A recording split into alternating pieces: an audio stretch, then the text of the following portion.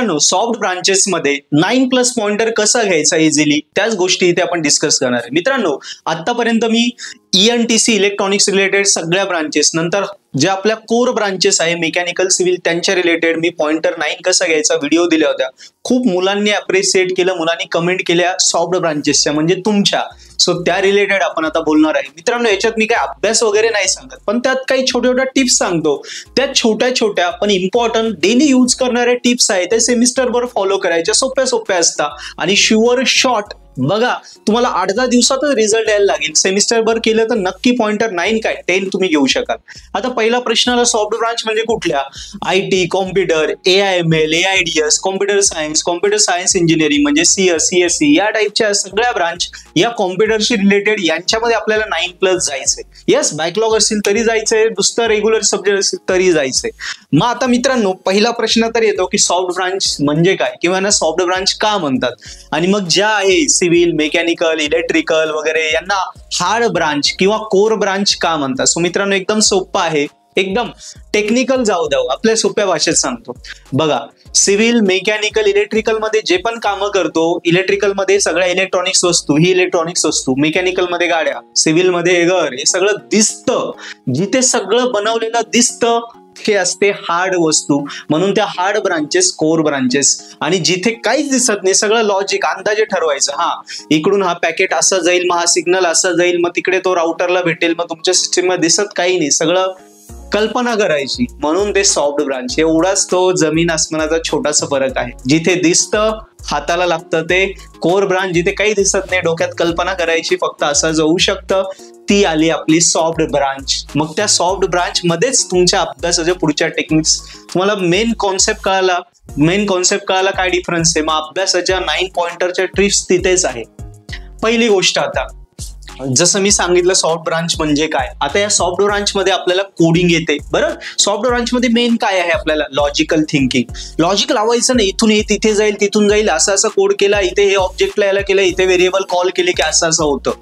Correct, हे सगळं logic लावायचं. लॉजिकल जशी बुद्धिमत्ता चाचणी, बरोबर आहे, ऍप्टिट्यूड, आपल्याला लॉजिक लावायचं सगळीकडे. त्या टाईपच्या सगळ्या गोष्टी आल्या. लॉजिकल ॲबिलिटी वाढवायची थोडी. मॅथमॅटिकल लॉजिक कधी वाढतं? जेव्हा मॅथमॅटिकल स्ट्रॉंग आलं, मॅथमॅटिकल ॲबिलिटी वाढवायची. ह्या टाईपच्या सगळ्या गोष्टी करायच्या, त्या सॉफ्ट ब्रांच मध्ये येतात. म्हणून सॉफ्ट ब्रांचचे सगळे सब्जेक्ट त्या रिलेटेडच असतात. आणि सगळ्या सब्जेक्टचा अभ्यास करताना डोळ्यासमोर चित्र आपण इमॅजिन करायचं. समजा सॉफ्टवेअर इंजिनिअरिंग आहे, त्यात काय कॉन्सेप्ट आहे, सब्जेक्ट शिकताना आपल्याला पूर्ण डोळ्यासमोर आला पाहिजे ना तो, की एक क्लायंट आहे, त्यांनी प्रोजेक्टची रिक्वायरमेंट दिली, मग ती आपण घेतल्यानंतर पुढे आपण वर्कआउट करतो, एक स्ट्रक्चर देतो, मग ते फायनलाइज होतं, मग आपलं प्रोजेक्ट काम होतं, तो प्रोजेक्ट मॉड्यूल मध्ये डिवाइड केला जातो.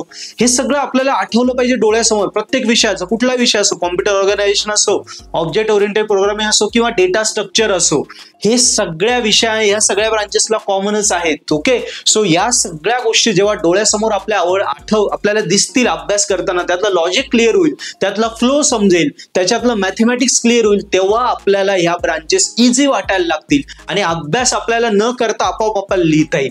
त्यामुळे या ब्रांचेस मध्ये आपल्याला पहिलं काय करायचंय, अभ्यास करताना लॉजिकली करायचंय, ते डोळ्यासमोर फिरून घ्यायचंय, समजून घ्यायचंय, मग अभ्यास करायचाय. सोबत आपल्याला कोडिंगची पण प्रॅक्टिस डेली करायची. डेली अभ्यास 4 तास करा, पण 4 तास सोबत 1 तास कोडिंगला पण ठेवा.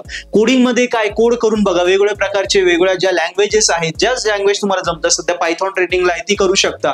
तुम्हाला वाटलं पायथॉन शिकायचे तर आपल्या पर्पल आर्ट ॲपवर आहे, हिंदीमध्ये विथ इंडस्ट्रियल प्रोजेक्ट आम्ही शिकवली, सर्टिफाईड कोर्स आहे, एकदम अफोर्डेबल आहे. बघा, फ्री लेक्चर बघा, आवडले तर आपल्या पर्पल आर्ट ॲपवरनं पायथॉन करा, मशीन लर्निंग करा, डेटा सायन्स आहे ते करा, किंवा तुम्ही C++ वेगवेगळ्या प्लॅटफॉर्मवरनं, युट्यूबवरनं, कुठूनही करू शकता.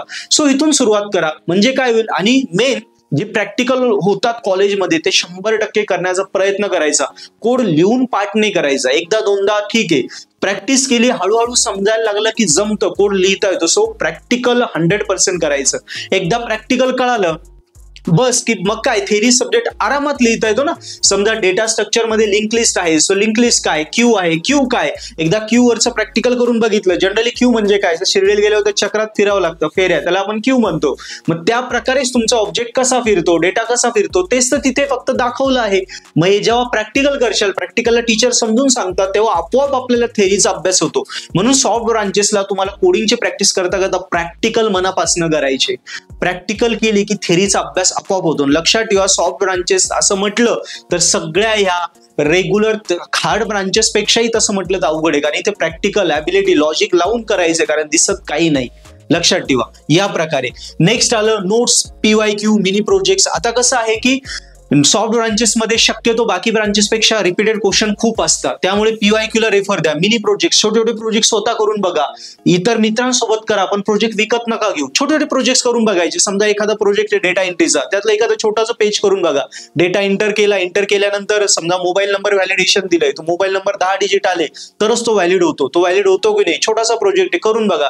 छोट्या छोट्या गोष्टी असं करून बघायच्या, यानी तुम्ही इन्व्हॉल्वमेंट राहशाल. आणि एकदा प्रॅक्टिकली समजायला लागलं की या ब्रांचेसमध्ये अशी मजा येते, आपल्याला थेरीला आरामात मार्क वाटतात, थेरी 100% लिहिता येतं, मजा लागते. पण या ब्रांचेस मध्ये जर कोड समजलं नाही, कोडिंग नाही करता आली, तर ह्या ब्रांचेस पेक्षा गाणेड्या ब्रांच कुठल्याच नाही. कारण डायरेक्ट कंटाळ येतो, पाठ तर काही होत नाही, कोड काय पाठ करणार आहे. एक कॉमा राहिला तर 0 मार्क भेटले ना. चेकर करणार, पेपर चेक करणार आहे, ऑब्विसली टीचरला ते माहिती, कोड लॉजिक माहिती, चुकलं संपला खेळ. सो ह्या ब्रांचेस मध्ये ह्या पद्धतीने करायचं. PYQ फोकस करा. अटेंडन्स का महत्वाची, अटेंडन्समुळे टीचरचं आपल्याकडे लक्ष राहतं. रेग्युलर राहिलो तर टीचर आपलं लक्ष ठेवतात, इनसेम मध्ये मार्क देऊन देतात, प्रॅक्टिकल ओरल मध्ये 50 पैकी आपल्याला 45 देऊन देतात. हा हुशार विद्यार्थी, रेग्युलर विद्यार्थी. आणि कॉलेजला जाताना वर्गात जे शिकवणार आहे ते आधी वाचून जा, आणि वर्गात जे शिकवलं ते त्याच दिवशी रात्री करा.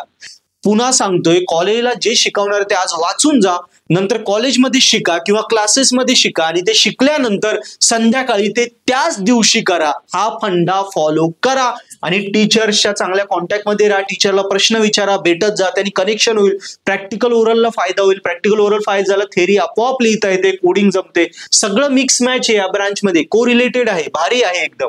यस. आणि मग बाकी group discussion, presentation skill, paper कसं लिहायचं त्याचे प्रेझेंटेशन बघा, कशा प्रकारे त्याचे स्किल शिका, चांगल्या प्रकारे पेपर लिहा. त्याचे भरपूर व्हिडिओ मी दिलाय पेपर प्रेझेंटेशन, त्या बघा. ग्रुप डिस्कशन्स मध्ये आपल्याला वेगवेगळ्या जे ट्रेंड चालू, टेक्नॉलॉजी, त्याच्याबद्दल डिस्कशन्स करा मित्रांसोबत. तसे टेक सावी जे फ्रेंड्स आहेत त्यांच्या ग्रुपमध्ये राहा. हुशार मुलांचा ग्रुप करा, जेणेकरून आपले प्रॉब्लेम सॉल्व्ह करणारा ग्रुप, 2-3 टॉपर आपल्या ग्रुपमध्ये पाहिजे. डाऊट आले ते आपल्याला क्लिअर करून देतील, आपला अभ्यास पटकन होईल ना, कॉन्सेप्ट क्लिअर करून देतील, अशा ग्रुपमध्ये राहायचंय.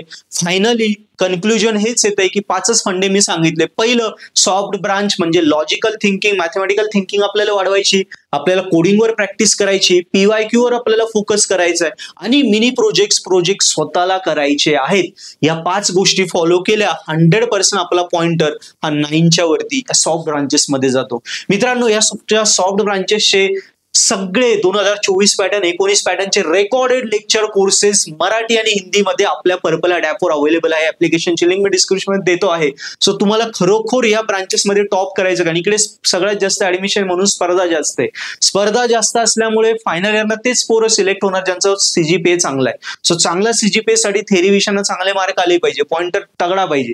यासाठी purple application of free courses आहेत, ते बघा, डाउनलोड करा. फ्री कोर्सेस मध्ये डेमो बघा, आवडले तर सबस्क्राईब करा.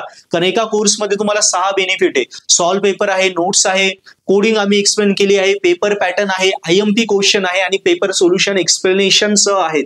सो 6 गोष्टी भेटल्या. जर सबस्क्रिप्शन घेतलं त्याच्या बाहेर काहीच करायचं नाही, तेच करायचं, तेच पेपरला येतं. कारण नुसते सबस्क्रिप्शन वापरणारे पोरं बाकी सगळं सोडून देतात. नोट्स वापरत नाही, टेलिग्रामचे वापरत नाही, कॉलेजचे वापरत नाही, फक्त आमचं मटेरियल वापरतात.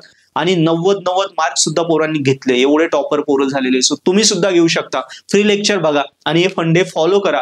शुअर शॉर्ट तुमचा पॉइंटर हा 9च्या वरती असेल. डाऊट असेल कमेंट मध्ये लिहा. व्हिडिओ आवडला असेल चॅनल आपला सबस्क्राईब करा, लाईक करा, आणि पर्पल ऍप्लिकेशन डेमो लेक्चर बघा, सुरुवात करा, टॉपर व्हा. थँक्यू.